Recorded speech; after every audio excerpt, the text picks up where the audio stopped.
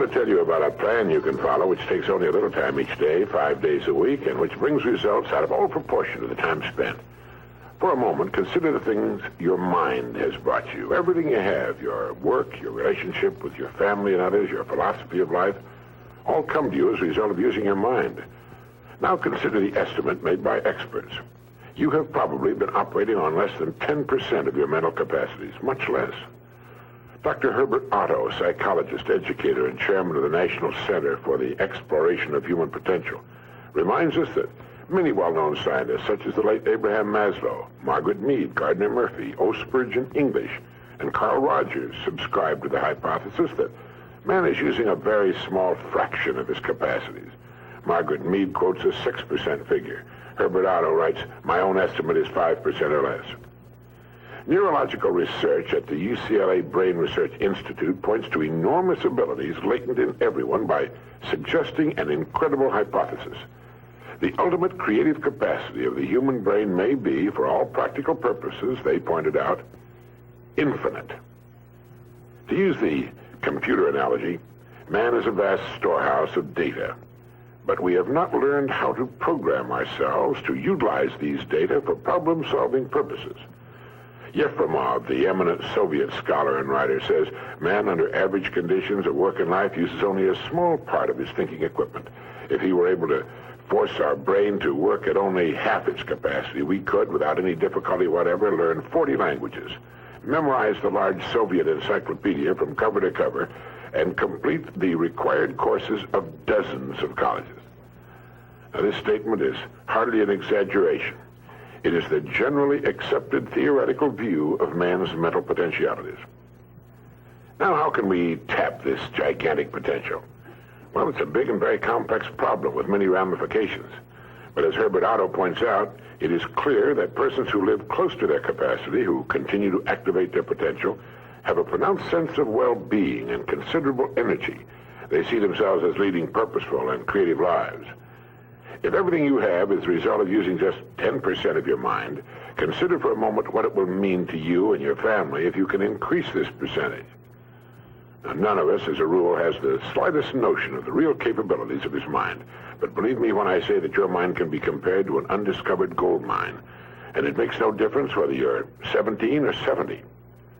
Look at it this way. Your goal is in the future. Your problem is to bridge the gap which exists between where you are now and the goal you intend to reach. This is the problem to solve. Robert Seashore, when chairman of the Department of Psychology at Northwestern University, pointed out that successful people are not people without problems. They're simply people who've learned to solve their problems. And there you have it. Living successfully, getting the things we want from life is a matter of solving the problems which stand between where we now are and the point we wish to reach. No one is without problems. They're a part of living. But let me show you how much time we waste in worrying about the wrong problems. Here's a reliable estimate of the things people worry about. Things that never happen, 40%. Things over and past that can't be changed by all the worry in the world, 30%. Needless worries about our health, 12%. Petty miscellaneous worries, 10%. Real, legitimate worries, 8%.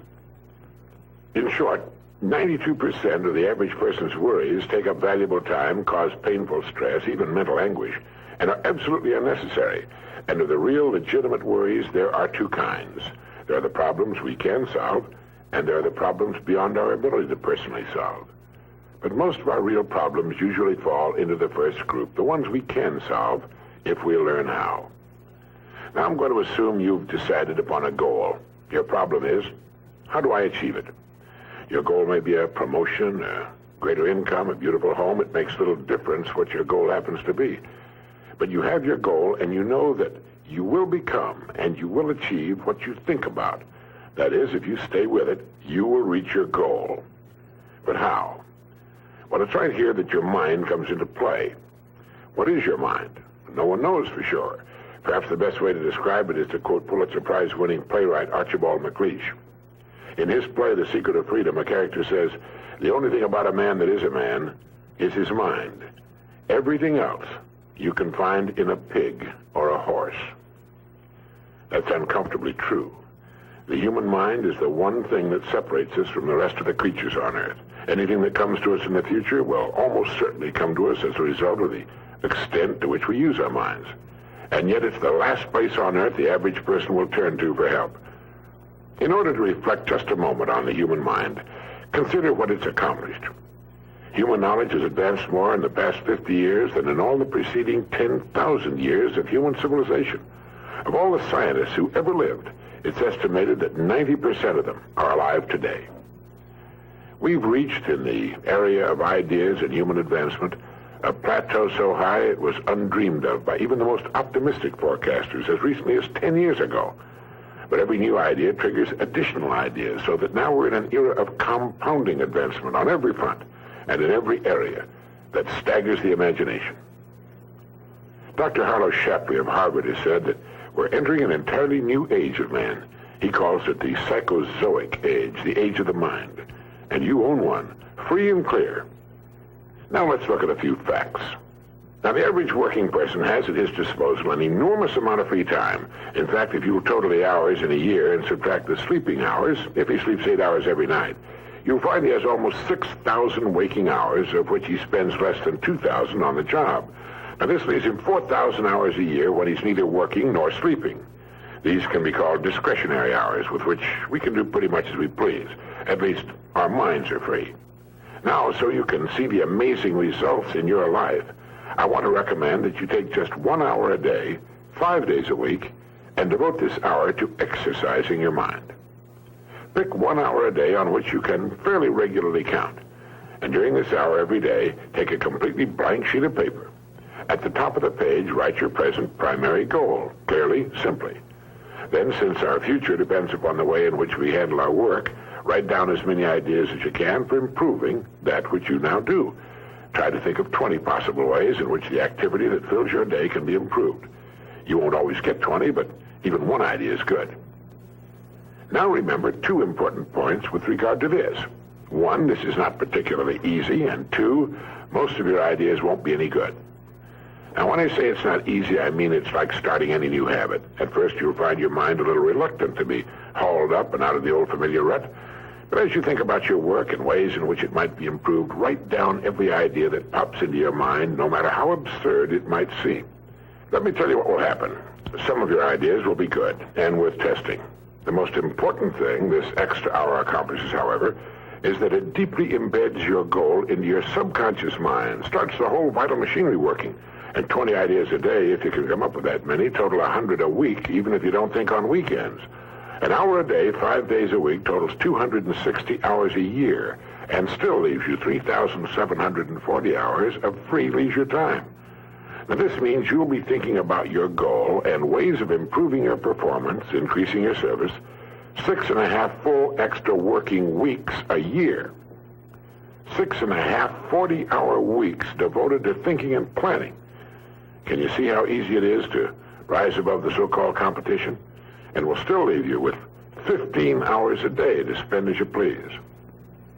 Starting each day thinking, you'll find that your mind will continue to work all day long. You'll find that at odd moments, when you least expect it, really great ideas will begin to pop into your mind. And when they do, write them down as soon as you can. Just one great idea can completely revolutionize your work and, as a result, your life. If you want to develop the muscles of your body, you take daily exercise of some sort. Well, the mind is developed in the same way, except that the returns are out of all conceivable proportion to the time and energy spent. I've used this system for years, and it's given me some of the most gratifying and rewarding experiences of my life.